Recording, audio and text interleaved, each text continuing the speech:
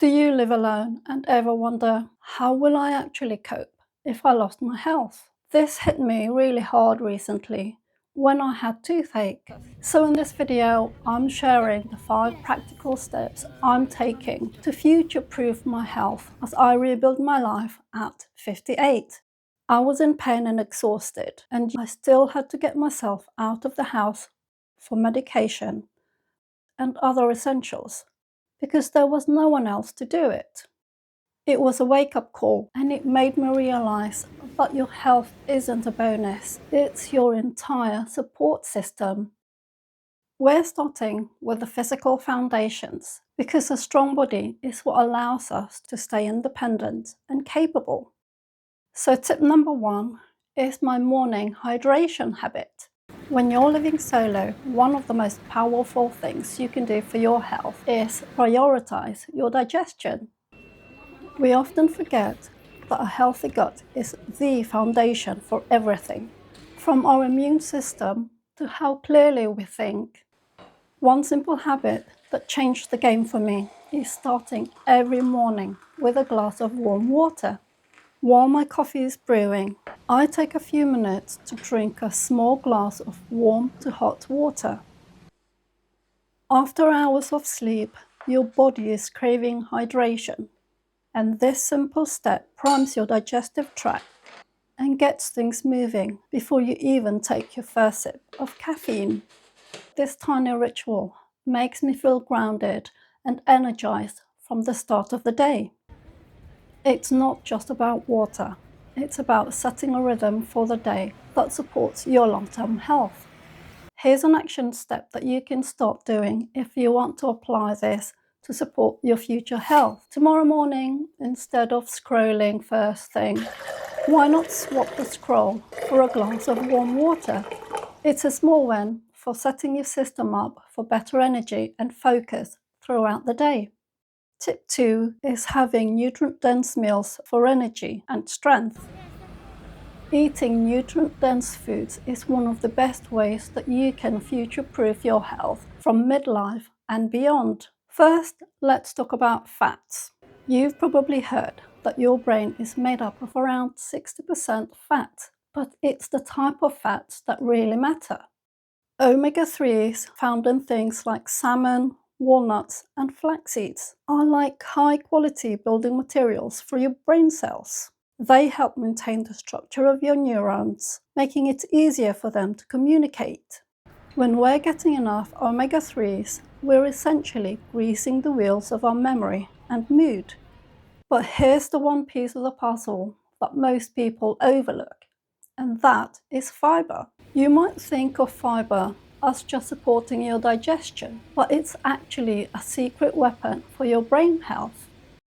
High fiber foods like lentils, avocados, and whole grains feed your gut microbiome. And why does that matter for your mind? It matters because your brain and gut are always in communication with each other through something called the gut-brain axis.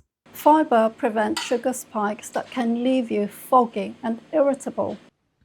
By keeping your gut healthy, you're lowering systemic inflammation, which is one of the biggest drivers of cognitive decline as we age.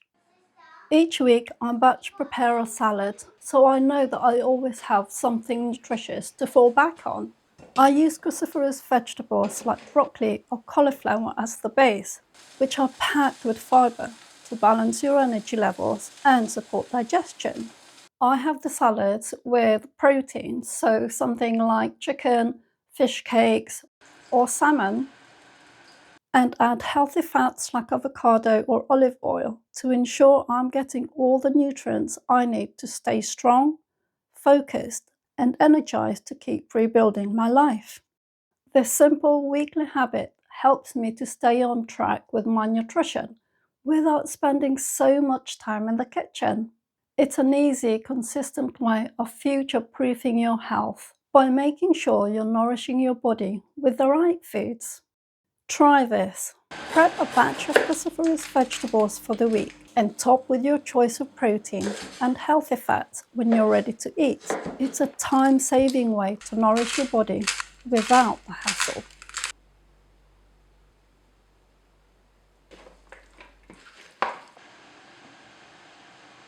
Tip 3 is strength for independence.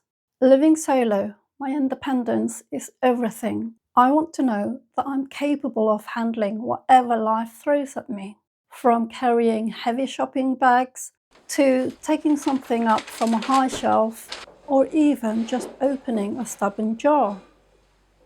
Much as I love walking, I've found that it's not enough to maintain muscle mass as we age. The reality is that we lose about 3 to 5% of our muscle mass every decade, starting in our 40s, and that speed doubles up after 60. For me, this became personal when in 2024 I was diagnosed with osteopenia, and that was a wake-up call, which is why I've gone back to the gym. Strength training is the most effective way to protect your bone density and keep your muscles online. Plus, there's a hidden benefit. Muscles act like sponge for blood sugar, which helps keep your energy levels stable all day. By focusing on this now, you're not just working out, you're making sure that you're capable, strong, and independent for future decades to come. You don't need a gym membership to start. Try spending just 10 minutes today on functional moves like bodyweight squats or lunges, and your future self will thank you for the foundations of health you're building now. Tip number 4 is nurturing your mental fitness. Living solo offers a sense of freedom, but let's be honest, it can be a double-edged sword. Without a busy household around you, it can be easy for isolation to creep in.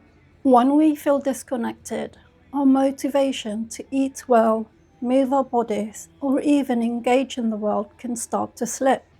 And that emotional decline often leads to a physical one. This is why I view personal growth as vital to my health routine. It's essentially exercise for my outlook and purpose. In the evenings, instead of just scrolling, I make a conscious effort to nourish my mind. I'll watch something uplifting or dive into books by authors like Joe Dispenza or Tony Robbins. Their work on mindset and manifestation has been a lifeline for me. It helps me stay aligned with my health goals and keeps me motivated to keep rebuilding my life no matter my age. Personal growth isn't about being more productive. It's about staying emotionally resilient. When you have a sense of purpose and vision for your future, you're much more likely to look after the version of you that's here right now. Here's an action step that might help you. Find a growth habit that lights you up, whether it's reading a chapter of a book like Becoming Supernatural or listening to a mindset podcast while you cook. Give your mind something positive to chew on.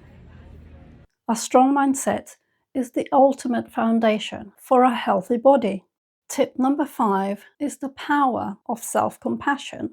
Rebuilding your life at midlife or over 50, especially when you're doing it on your own, can be overwhelming. There's this constant pressure to do everything perfect, from your diet to your workout to your finances.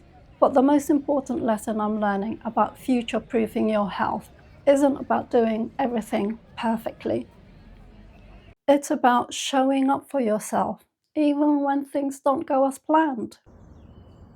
It is so vital to make room for what I call soul nourishment, whether that's getting your hands in the dirt in the garden, a long walk, or a quiet coffee with a friend. These moments aren't extras, they are fuel for your emotional well-being. When you miss a workout or reach for comfort food after a long day, please be gentle with yourself. Remind yourself that small, imperfect steps forward is still progress. We often feel like we have to be constantly busy to achieve independence, but I've learned that rest is a productive act. Taking time to meditate, breathe, or just slow down isn't a sign of weakness.